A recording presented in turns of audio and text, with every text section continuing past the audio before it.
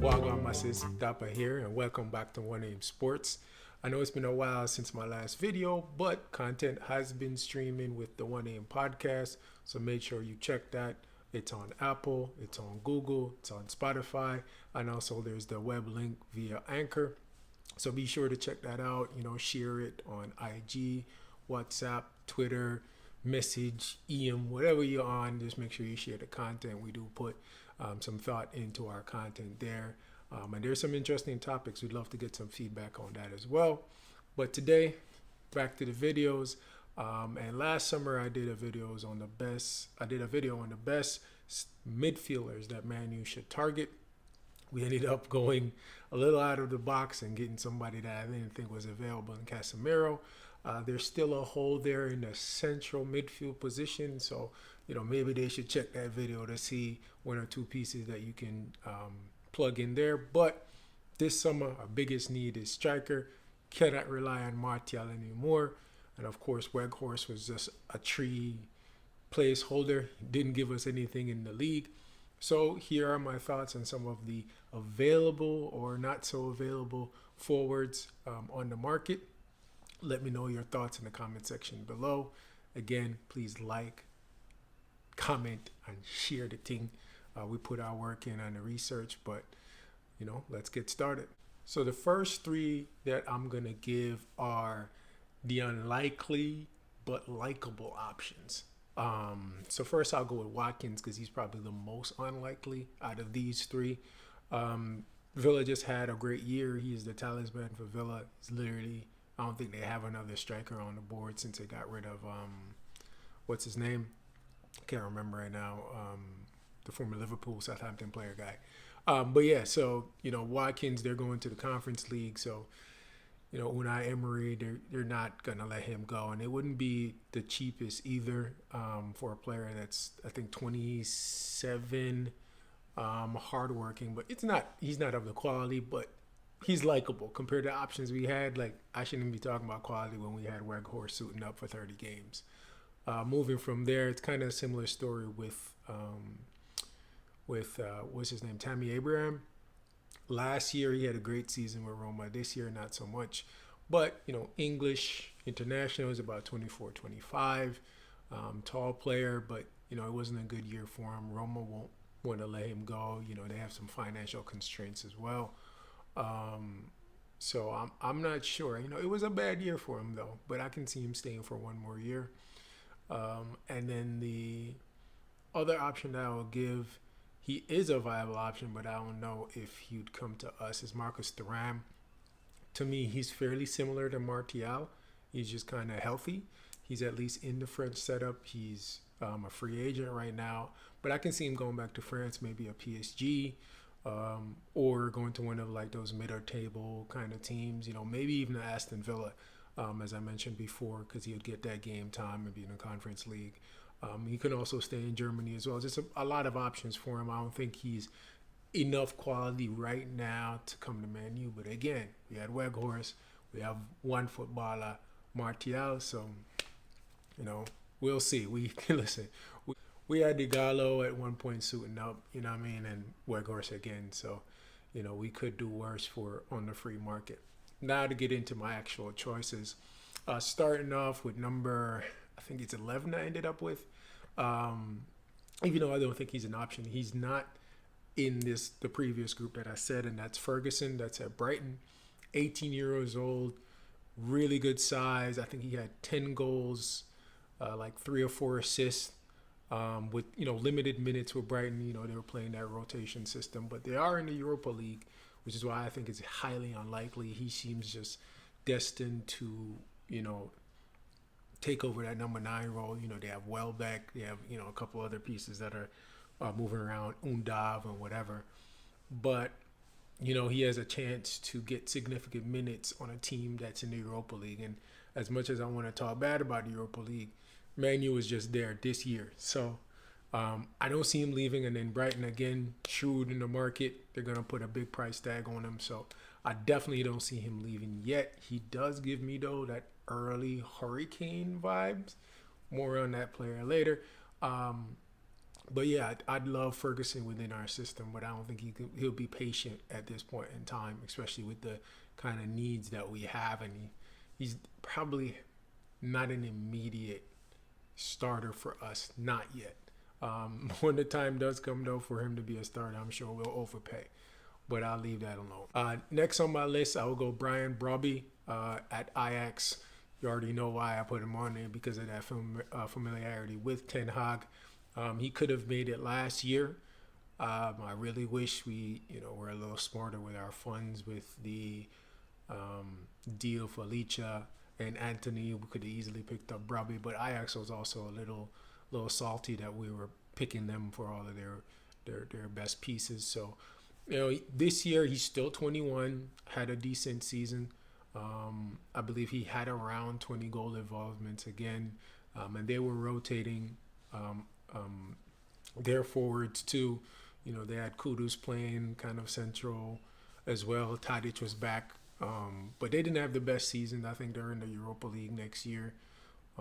Typically it's a team that is either coming first or second. So it is an option for us to pick up Brubby. I think he'd be, a nice off the bench, young, bullish striker that's in Ten Hag's system.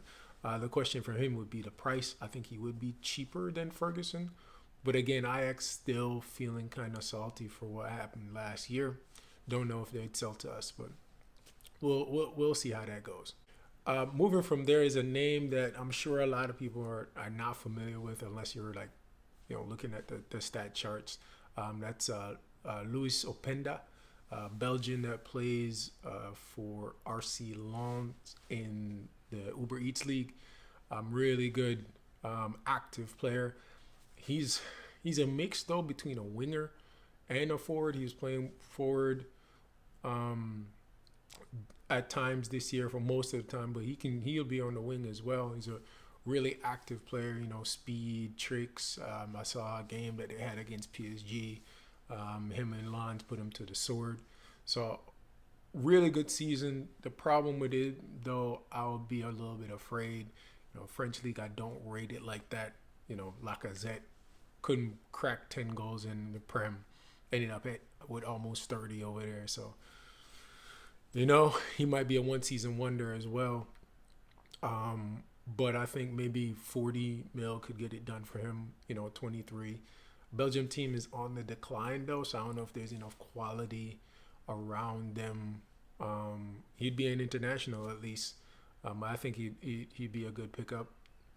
Speaking of the Uber Eats League, next person I want to talk about with is he's been a buzz name for the last couple of years, is Jonathan David.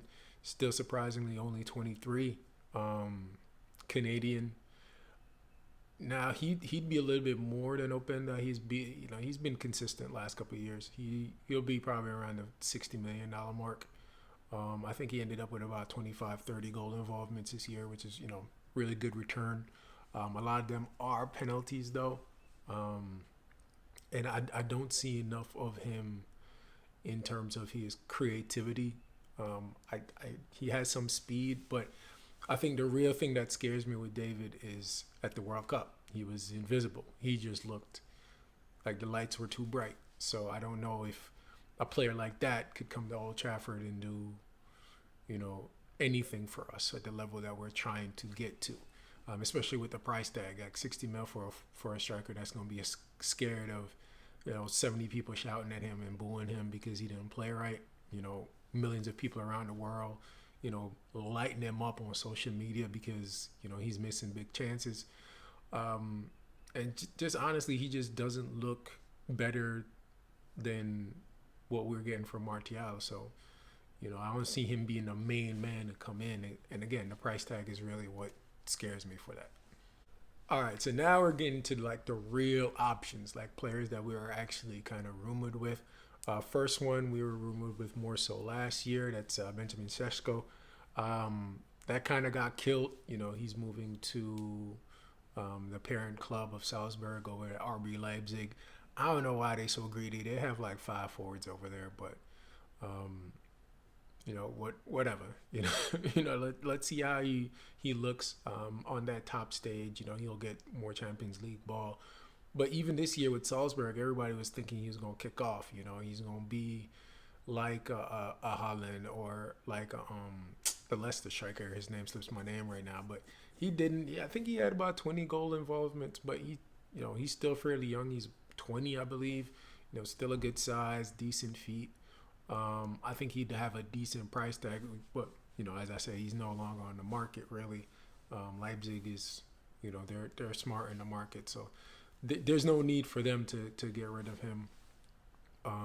But Ten Hag liked him, and I think he was better, or a little. He's younger and has a better upside than the options that I said before. Maybe instead of Openda and Ferguson, but I gave my reasons for those.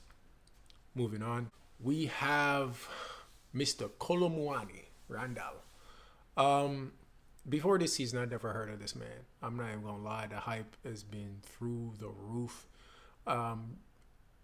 Honestly, before the World Cup, I never heard of this man. And then in the World Cup, he had, I can't say it was a miss, but his shot is the shot that got blocked, which kind of, secured the title for Argentina.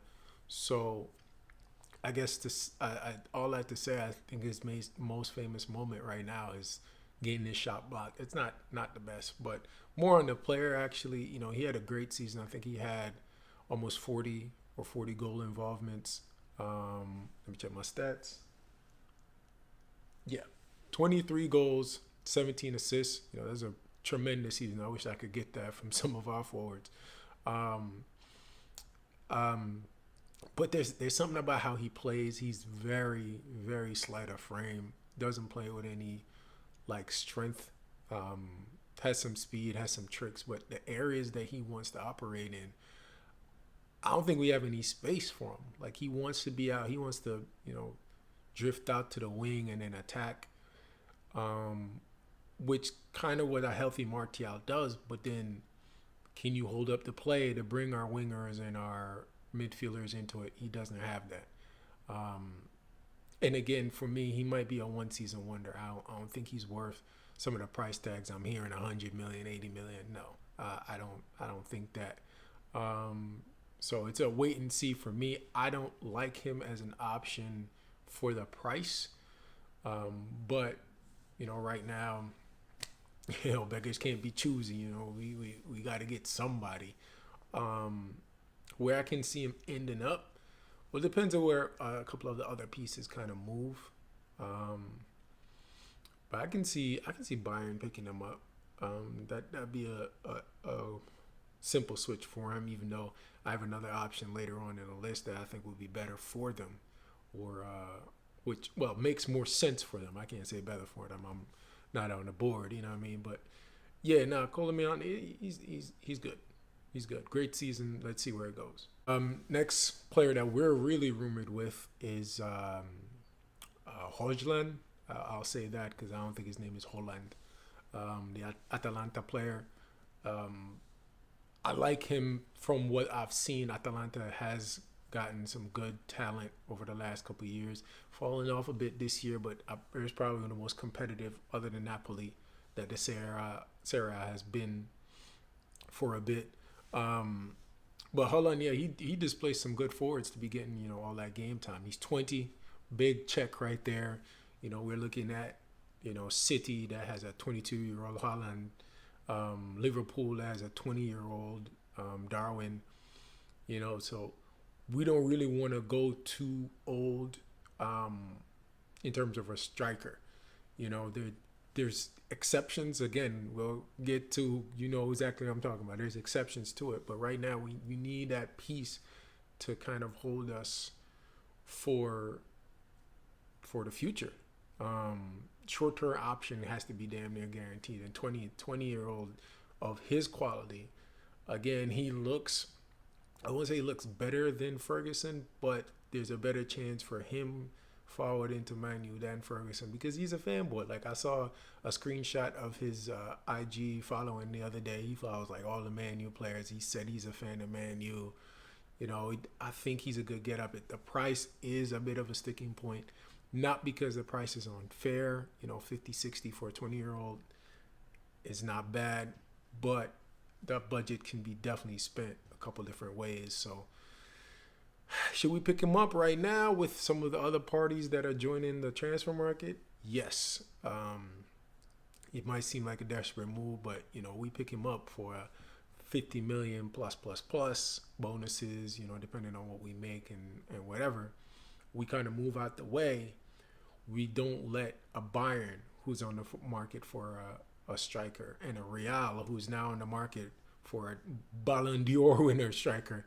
We don't kind of let them kind of dictate the market, because Real don't play. Hey, we need a striker. Here's the money. What's up? It's not like us that wants to negotiate. So it's on us to kind of negotiate early. At least get Højlund. Hold on to him, and worst case scenario would be Højlund and Martial going into next year. That's not what I want, but it's better than nothing. It's better than us waiting for some of the top options that are out there and letting Bayern and Kane scoop them up. And then they set the market at a certain price. So then when we turn back and go back to Højlund anyway, Atalanta's like, nah, I need 20 million more, 30 million more. So let's go after him if that's what we want. There's another striker that I'll get to as well that I think would be a good option. He just costs a bit more. All right, so top 4 options, I will say. First, it is Vlahovic. He's probably my least liked of the options. Since he's going to Juve, he hasn't impressed, really. There are flashes, but, he hasn't stepped up in those big moments, especially for that big price tag. But it for me, might be a symptom of the system that he's playing in. Juve are not a very exciting team. He's playing with a lot of pressure. This year they had, 2 or 3 different fines to deal with, but 20 goal involvement over a season and getting benched in some of the major games, it's not a good sign. But it might be a Delict situation where he just needs to get out of there. Juve bought him for 70 mil. He's still 23. So I can't see him going for less than 90 million, which, sounds crazy, but that's what it would take for him. He's good size. He's a good foot. I think the best team for him actually is Bayern because of the Delict deal that happened last year. I think him going to Bayern, he'd feast. Bundesliga seems, more his speed. They have the wingers to kind of feed him. And he'd just be there for years to come. Moving up from there, this is probably my favorite of these options, and it's Gonzalo Ramos. 2021, I think he had 35 goals and assists this year. He had that hat trick in the World Cup. Portuguese, so him and Bruno would have some connection. Because of the age as well, he can be for the now and kind of for the future. Benfica, though, they're gonna want their dollars, 90 million. If we wait, that 90 million, I'll say 80. That 80 million can turn into 110 million very, very quickly, depending on what these other teams do. Because let's say Vlahovic goes to Bayern, and then Real, who's now in the market, drops 120 on, Osimhen, or 130 on Osimhen, who, is the next player I'll talk about. But then they'll, Benfica look at him like, yeah, he's, Ramos is younger. He had, a good amount of goals and assists. He had a good amount of goals in Europe. And all of a sudden their price just jumps up. Yeah, if we want Gonzalo Ramos, I would have wanted the rumors with him to have started as early as these Højlund rumors, even though the pricing is not the same. A max of 60 for Højlund right now, I think gets the deal done, while a max of 90 to 100 is what would convince Benfica that they're a team that they're going to want to wait, especially seeing, some of the big dogs are into the market. I forgot about PSG as well. They want to make another statement signing, because they're losing Messi. So, yeah, I do like Ramos, though. Good size, good foot. He was playing with Nunez last year. As I said, the age, the goal scoring. So yeah, he'd be a good option. The next, as I said, as I hinted at, was Osimhen. Do I need to say more? To me, he was the best player from what I saw of the Serie A this year. I know Cafradona, he picked up the MVP award, but Osimhen was great. The problem with Osimhen, though, other than Napoli and the price tag, is his health. He was injured a lot, low key. Like, he was missing for a lot of games, especially towards the business end of the season. He wasn't playing as often. Granted, they had already wrapped up the league, but they had an opportunity to make, a European final and win the league. That would have been crazy. You don't get many opportunities like that, especially on the kind of budget that Napoli is operating on. So, and being new as well. That's another thing, because people will study you and kind of figure you out. So it's to be seen if he'll be able to replicate that form and the team next year. The injuries give me a little pause as well, but other than that, man, he's tall, he presses, he's fast, he can shoot, he can head the ball, unlike Weghorst and Vlahovic. So yeah, he's the best modern striker. 24 as well. You're getting 8 years out of him. So he looks like a great option. But that price tag, though, we looking 120 to 150, depending on what De Laurentiis feels like. Last but not least, the plug and play option, the one that I think would raise our level almost immediately, and that's Mr. Harry Kane himself. He is complete. He knows the English game, and that's a lot of thing too with a lot of these options that I mentioned. They're not proven in England. I know, Premier League haven't really won any trophies on the European stage to kind of hold that to the degree, but it's different in the Prem. Everybody that comes here knows that. So for Harry Kane that smacked in 30 this year, it's that's what you need.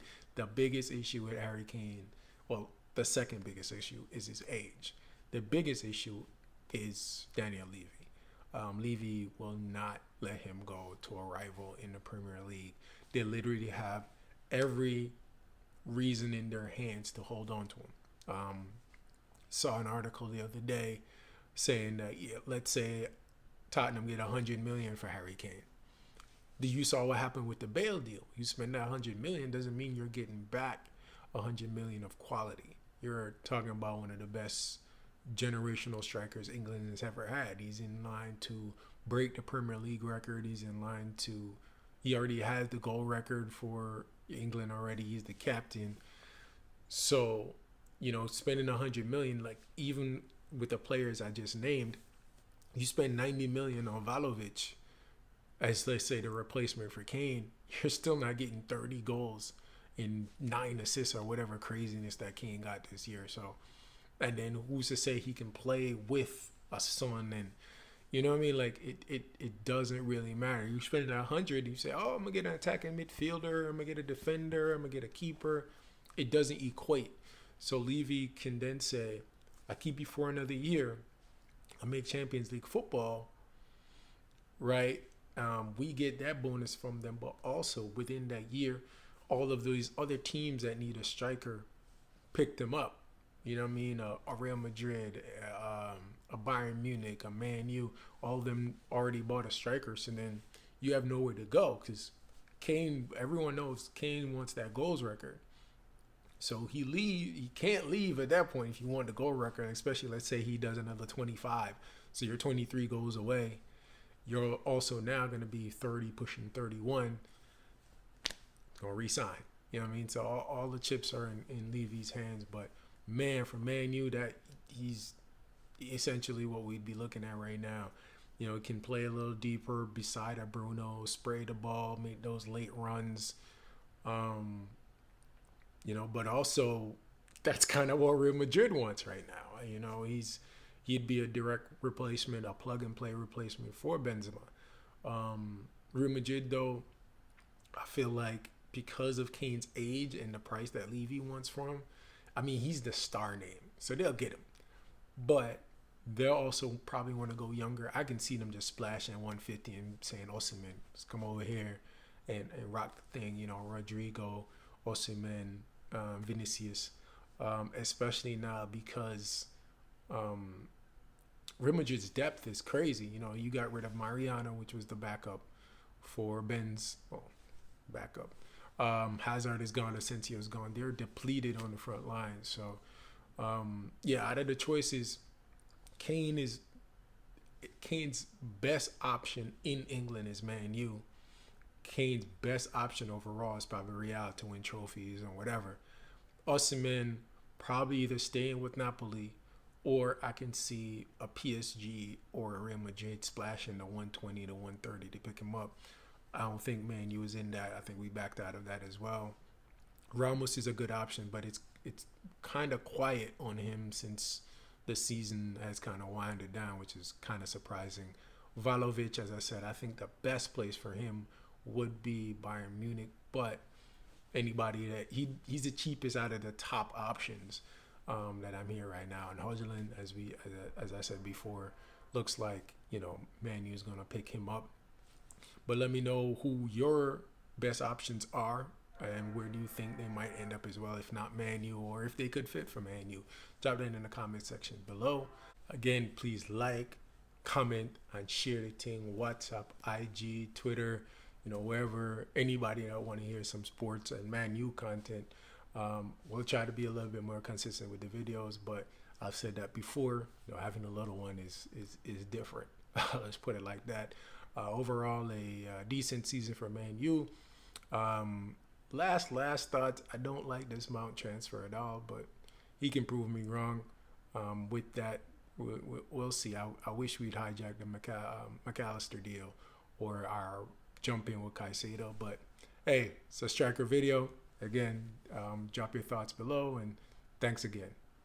Peace.